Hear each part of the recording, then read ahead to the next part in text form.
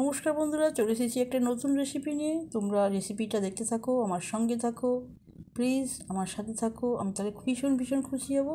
যাই হোক, এইবার আমি এই রেসিপির জন্য কিছুটা পালং শাক নিয়েছি আর একটু আলু নিয়েছি, একটা নিয়ে সিদ্ধ করে নিচ্ছি। বন্ধুরা দেখো, এটা একদম নতুন রেসিপি, আমি এটা তোমাদের দেখাচ্ছি। তোমাদের ভালো লাগলে প্লিজ কমেন্ট করো।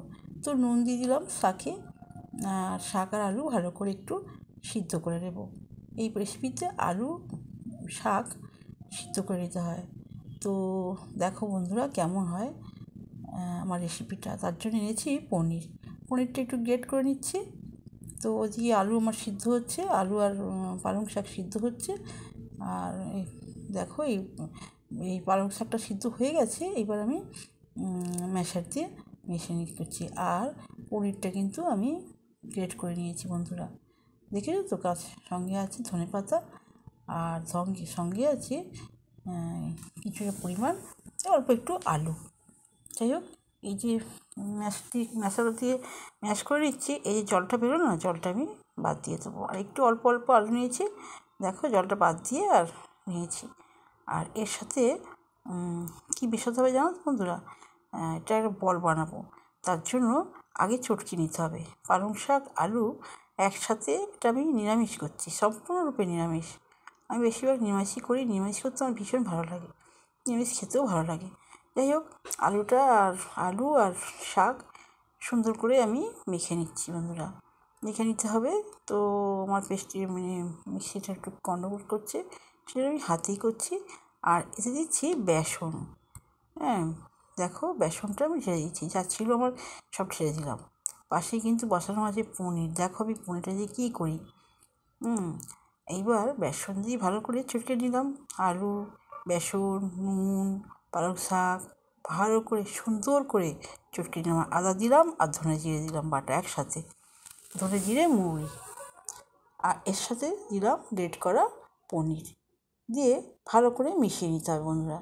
দেখো, আর এতে ছিল কাঁচা লঙ্কা, তোমরা বুঝতে পারছো কি জানি না, 1 চামচের মতো কুচানো কাঁচা লঙ্কা দিয়ে ভালো করে মিশিয়ে নিতে হবে সমস্ত উপকরণগুলো। দেখো বন্ধুরা, ভালো করে না মেশালে কিন্তু এই রেসিপিটা একদমই ভালো হবে না। সেই জন্য ভালো করে আমি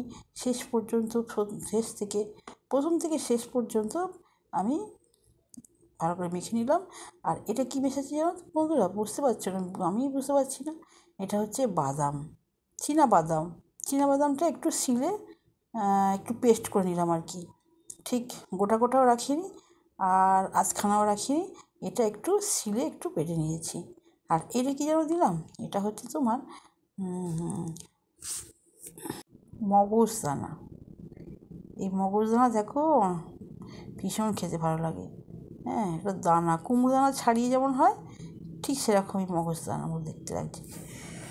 নুনটা দিলাম না, কারণ সে যখন সিদ্ধ হয়েছিল তখন নুন দিলাম। আর একটু দেখতে পাচ্ছ বন্ধুরা, এর সঙ্গে একটু গুড় মেশালাম যাতে ব্যালেন্সটা ঠিক থাকে। তো দেখো, এবার আমি কিন্তু গোল গোল করে বল করে নিচ্ছি। হ্যাঁ, এটা একটু ছাঁকা তেলে ভেজে নেবো, হেভি লাগবে তোমাদের দেখতে। দেখো, ছাঁকা তেলে একটু ভেজে নিচ্ছি সুন্দর করে, ভেজে নেব। এবার আমার এতগুলো হয়ে গেছে, বল পাকানো হয়ে গেছে। এবার কিন্তু আমি কড়াই তেল দিয়েছি বন্ধুরা, দেখো দিয়ে এটা কিন্তু আঁচটা একদম, মানে যেটা ফ্লেম বলছি, এই ফ্লেমটা কিন্তু একদম হালকা মতো আছে, একদম কিন্তু জোর দিইনি, ফুল দেওয়া নেই। হ্যাঁ, মিডিয়াম আছে হচ্ছে আর কি। যাই হোক, দিয়ে দিলাম, দিয়ে এবার আস্তে আস্তে করে উল্টে দেবো।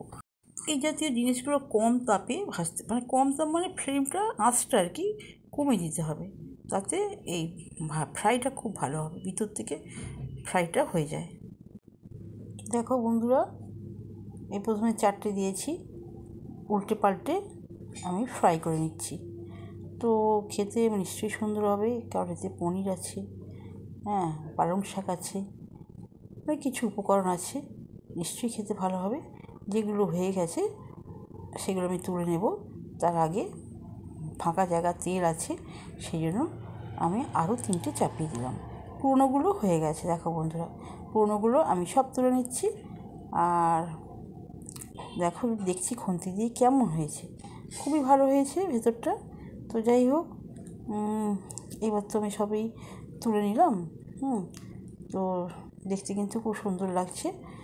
আর এইভাবে যদি করা যায় ভীষণ ভালো লাগবে। দেখো বলগুলো কি সুন্দর হয়েছে। তো আমি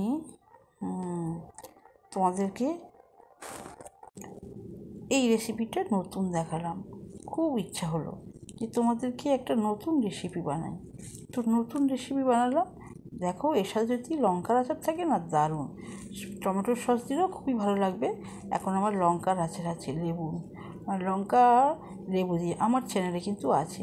হেভি খেতে লাগে, ভীষণ ভালো লাগবে এই লঙ্কার আচারের সাথে। এই বল, পনির বল, দারুণ লাগবে, দারুণ লাগবে, দারুণ লাগবে। বন্ধুরা, ভিডিওটা এই পর্যন্ত। তোমরা ভালো থেকো, সুস্থ থেকো।